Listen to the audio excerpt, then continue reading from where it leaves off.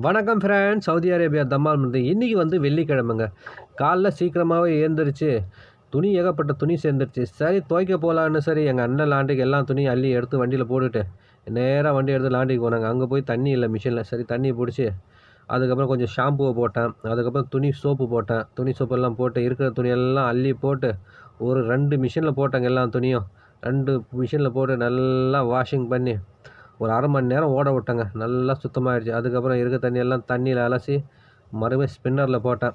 ஸ்பின்னரில் போட்டு ஒரு 15 நிமிஷம் ஓட விட்டேன். ஓட விட்டு மறுபடியும் ட்ராயில் போட்டேன். எல்லாம் துணியும் காஞ்ச பிறகு நம்ம சரவண அண்ணங்கிட்ட எடுத்துக்கிட்டேன். அண்ணா கொஞ்சம் அடித்து கொடுத்துருங்க, துணியெல்லாம் அயன் பண்ணி கொடுத்துருங்கன்னு சொன்னேன். இவர் தான் அயன் பண்ணிட்டு தான் அயன் பண்ணுற மிஷின் பார்த்தீங்களா எப்படி இருக்குது அயன் பண்ணுற மிஷின் சவுதி அரேபியாவில். இருக்கிற துணியெல்லாம் அயன் பண்ணி கொடுத்தேன். அதுக்கப்புறம் எடுத்துக்கிட்டு நான் ரூமில் எடுத்துகிட்டு வந்து வச்சுட்டேங்க.